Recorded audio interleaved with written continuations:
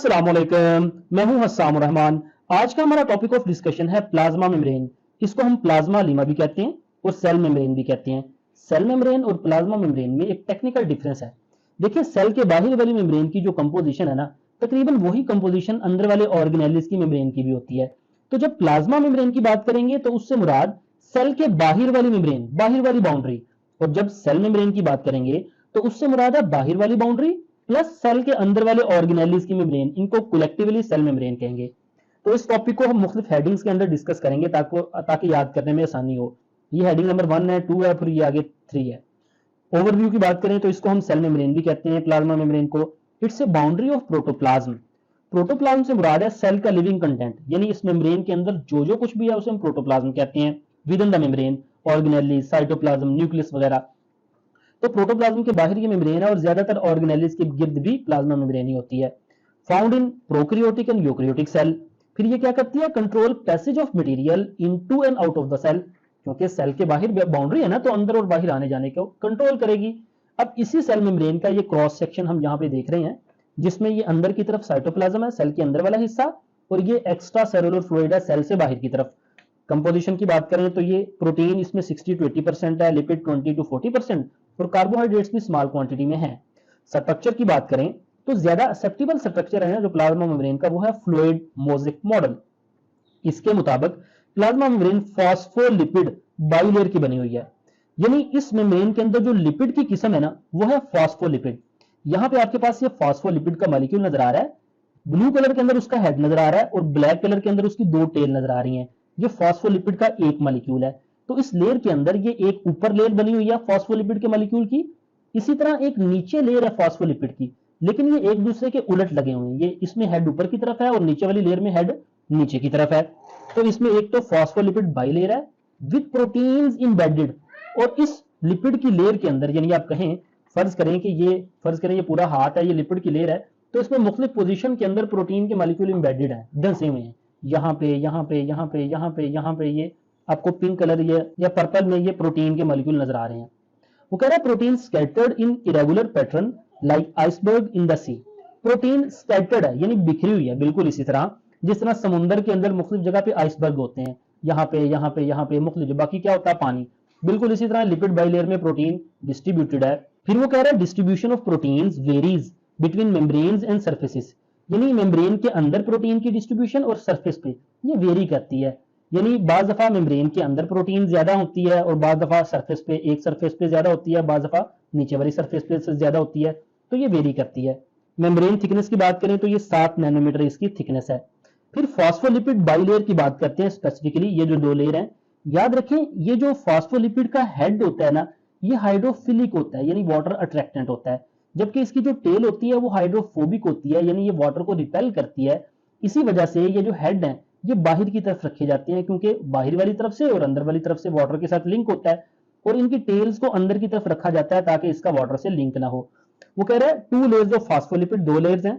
Hydrophobic ends face each other, यानी यहाँ पे देखें ये 2 लेयर हैं, तो हाइड्रोफोबिक एंड्स यानी जो टेल है वो एक दूसरे को फेस कर रही हैं, जबकि hydrophilic ends face the surface. जो हेड्स हैं हाइड्रोफिलिक वो सरफेस पे मौजूद है। Cholesterol wedge into bilayer at interval. Lipid bilayer में कह रहा है मुख्तलिफ पोजीशन पे कोलेस्ट्रॉल भी वेज है, यानी धंसा हुआ है। ये येलो कलर के अंदर आपको नजर आ रहा है कोलेस्ट्रॉल। फिर वो कह रहा है ये दोनों लेयर्स जो सी हैं वो एसिमेट्रिकल हैं, मतलब 2 surfaces and halves are not identical. इससे क्या मुराद है? देखिए लिपिड बाइलेयर की 2 सरफेस बनती हैं। इस तरह लिपिड बाइलेयर है ना, एक ऊपर की सरफेस, एक इस तरह नीचे की सरफेस। देखें एक ऊपर की तरफ और नीचे की तरफ, तो ये 2 सर्फेसेस हैं। और फिर हाफ से मुराद है कि इनको अगर हम ऐसे अलग कर दें, सेपरेट कर दें, एक इधर वाली लेयर इधर वाली, तो ये जो दोनों हाफ हैं और उनकी सर्फेसेस हैं, वो कह रहा है कि ये आइडेंटिकल नहीं है। क्यों आइडेंटिकल नहीं है? क्योंकि protein drift sideway in the bilayer. ये जो प्रोटीन्स हैं इनकी डिस्ट्रीब्यूशन सेम नहीं है। बाज दफा प्रोटीन एक साइड पे ज्यादा होती है, बाज दफा दूसरी साइड पे ज्यादा होती हैं, तो लिहाजा वो आइडेंटिकल नहीं है, एसिमेट्रिकल है। डिटरमिन मोस्ट मेम्ब्रेन फंक्शन, और ये जो प्रोटीन डिस्ट्रीब्यूशन है ना, वही डिसाइड करती है मेम्ब्रेन का फंक्शन क्या होगा, क्योंकि प्रोटीन ही ज्यादातर मटेरियल, बड़े मटेरियल्स को अंदर और बाहर आने जाने का अलाउ करती हैं। फिर वो कह रहा है इसमें कार्बोहाइड्रेट्स भी अटैच होता है, जैसा कि यहाँ पे आपको ऑरेंज कलर में नजर आ रहे हैं कार्बोहाइड्रेट्स के मॉलिक्यूल। ये कार्बोहाइड्रेट्स ज्यादातर एक्स्ट्रा सेलुलर इन्वायरमेंट यानी बाहर की तरफ होता है। अगर वो कह रहा है carbohydrate attach to the protein, अगर तो प्रोटीन के साथ अटैच हो तो उसे हम कहते हैं ग्लाइकोप्रोटीन। ग्लाइकोजन क्या है? कार्बोहाइड्रेट्स। ग्लाइकोप्रोटीन जैसा कि इस प्रोटीन के साथ कार्बोहाइड्रेट अटैच है, ऐसे ग्लाइकोप्रोटीन कहेंगे। और अगर कार्बोहाइड्रेट लिपिड्स के साथ अटैच हो तो उसे हम कहेंगे ग्लाइकोलिपिड। जैसा कि यहाँ पे देखेंगे लिपिड के साथ कार्बोहाइड्रेट, ये कार्बोहाइड्रेट और ये लिपिड अटैच है, इसे ग्लाइकोलिपिड कहेंगे। Generally on the outer side of the membrane, यानी ये ग्लाइकोलिपिड और ग्लाइकोप्रोटीन कार्बोहाइड्रेट आउटर साइड पे होता है ज्यादातर।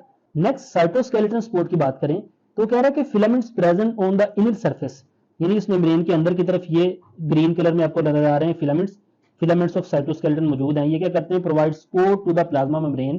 प्लाज्मा मेम्ब्रेन को ये सहारा, सपोर्ट देते हैं। और ये सारी की सारी किसकी सब हेडिंग्स हैं? ये स्ट्रक्चर ऑफ प्लाज्मा मेम्ब्रेन की सब हेडिंग्स हैं। नेक्स्ट देखते हैं lipid bilayer and membrane fluidity.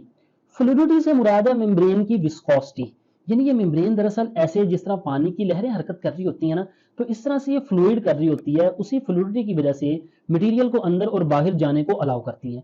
तो ये मेम्ब्रेन फ्लूइडिटी किस वजह से होती है? Role of unsaturated fatty acids.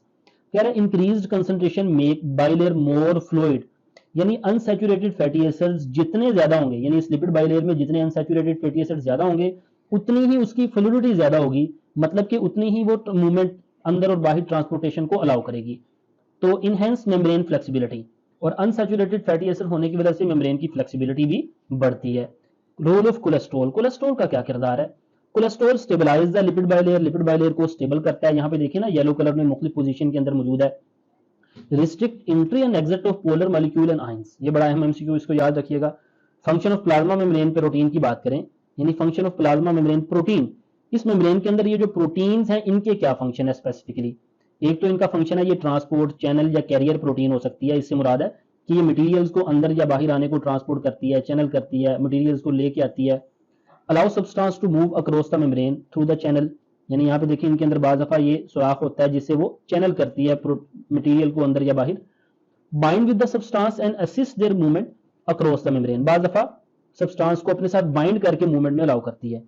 फिर इस मेम्ब्रेन की जो प्रोटीन है इसके एंजाइमेटिक फंक्शन भी है। कैसे? Certain protein act as enzyme to catalyze reaction at the membrane यानी कैटालाइज करती है रिएक्शन को। फिर रिसेप्टर से मुराद है अपने साथ किसी मटेरियल को बाइंड करने वाली।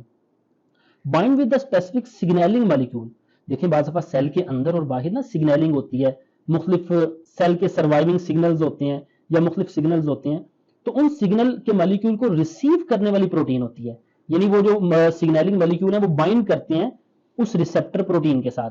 जैसा कि कुछ हार्मोन्स होते हैं to relay signals to the cell, इससे क्या होता है? सेल के अंदर सिग्नल आता है। फिर कुछ मेम्ब्रेन प्रोटीन एंटीजेंस के तौर पे काम करती हैं, enable cell to recognize and interact with the other cell, यानी वो सेल दूसरे सेल्स के साथ इंटरेक्शन को अलाउ करती हैं। नेक्स्ट ग्लाइकोलिपिड्स और ग्लाइकोप्रोटीन के किरदार की बात करें तो ये सेल सरफेस मार्कर के तौर पर इस्तेमाल करते हैं, यानी ग्लाइकोलिपिड और glycoprotein act as a marker for the cell recognition. ये इस चीज को मालूम करने के लिए इस्तेमाल होते हैं कि ये सेल की टाइप कौन सी है, क्योंकि सेल मुख्तलिफ किस्मों के होते हैं ना। इसका फायदा ये होता है involve in the cell to cell recognition and tissue formation, यानी एक खास टिश्यू के अंदर सिर्फ खास किस्म के सेल ही वहां पे अटैच हो पाते हैं। ये नहीं हो सकता कि एक टिश्यू के अंदर कोई दूसरे किस्म के सेल भी अटैच हो जाए। तो specific cell to cell recognize करती है ये ग्लाइकोलिपिड्स और ग्लाइकोप्रोटीन। फिर अगला फंक्शन है जी regulation of cells interaction with its environment. Okay जी, इसमें transport control regulates material transport across the cell membrane, यानी सेल मेम्ब्रेन अंदर और बाहर मटेरियल्स के आने जाने को रेगुलेट करती है। Maintain suitable pH and ionic concentration for the enzymatic activity, cell membrane का ही ये काम है कि सेल के अंदर खास पीएच मेंटेन करे और आयंस की कंसंट्रेशन को, ताकि एंजाइमेटिक एक्टिविटी होती रहे। जाहिर बात है एंजाइमेटिक एक्टिविटी होगी तो वही सेल के सर्वाइवल की, उसके जिंदा रहने की इंश्योरिटी है। बात करते हैं techniques use in the studying cell membrane. Cell membrane को स्टडी करने के लिए हम मुख्तलिफ तकनीक इस्तेमाल करते हैं, जिसमें बायोफिजिकल इमेजिंग टेक्नोलॉजी उसमें एक होती है। यानी इस बायोफिजिकल इमेजिंग टेक्नोलॉजी की बहुत सारी किस्में हैं, जिसमें एक किस्म है एटॉमिक फोर्स माइक्रोस्कोपी।